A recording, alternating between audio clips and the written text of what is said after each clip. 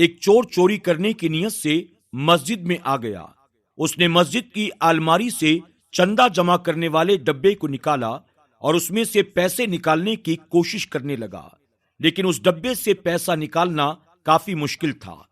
ابھی وہ ڈبے میں سے پیسے نکالنے کی کوشش ہی کر رہا تھا کہ اچانک اسے مسجد میں کسی کے آنے کی آواز سنائی دی۔ اس نے فوراً ڈبے کو وہیں چھوڑا اور واپس جانے لگا۔ سامنے سے آتے ہوئے شخص کو دیکھ کر اس نے سلام کیا اور وضو خانے پر بیٹھ کر وضو کرنے لگا۔ وضو سے فارغ ہونے کے بعد وہ واپس آیا اور اسی شخص کے قریب کھڑے ہو کر نماز پڑھنے لگا۔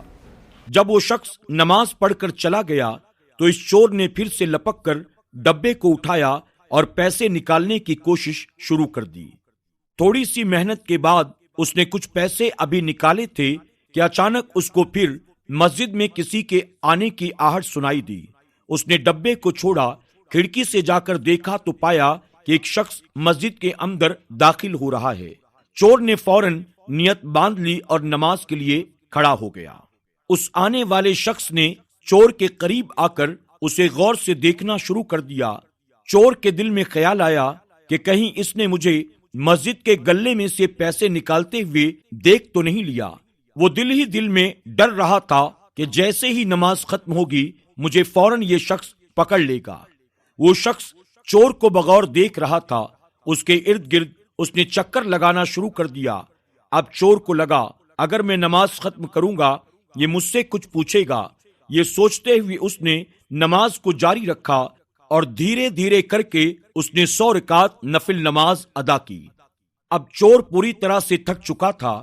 اس نے جیسے ہی سلام پھیرا اس کی نظر پڑی کہ وہ شخص مسجد کی دیوار کو ٹیک لگا کر بیٹھا ہے اور اس پر نیند کا غلبہ طاری ہے۔ موقع غنیمت سمجھ کر چور فوراً مسجد سے باہر جانے لگا۔ ادھر اس شخص کی آنکھ کھل گئی۔ اس نے چور کو آواز دی اور کہنے لگا میں کب سے تمہارا انتظار کر رہا ہوں اور تم جا رہے ہو۔ چور نے پلٹ کر پوچھا کیا بات ہے؟ وہ شخص کہنے لگا دراصل بات یہ ہے میں بہت زیادہ بیمار تھا۔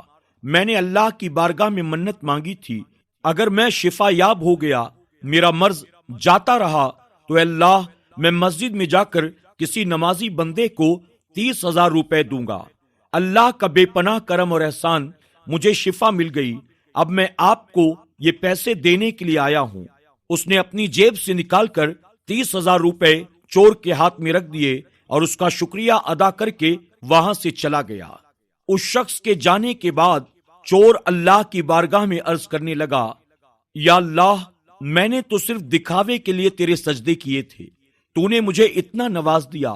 اگر میں سچے دل سے تیری عبادت کروں گا تو پھر تو مجھے کبھی کسی کا محتاج نہیں بنائے گا۔ یا اللہ تو گواہ ہو جا، آج کے بعد میں کبھی چوری نہیں کروں گا۔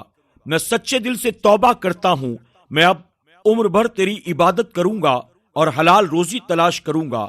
اس شخص نے جو پیسے گلے سے نکالے تھے اسے واپس مسجد کے گلے میں ڈال دیے اور اس شخص کے دیے ہوئے 30,000 روپے بھی اس نے مسجد کے گلے میں ڈال دیے اور اللہ کا شکر ادا کر کے اللہ کے گھر سے روانہ ہوا۔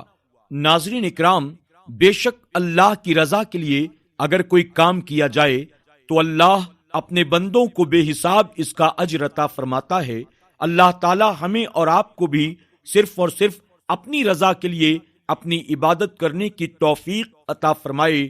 اللہ ہمیں حرام لقموں سے بچائے اور رزق حلال کی توفیق عطا کرے۔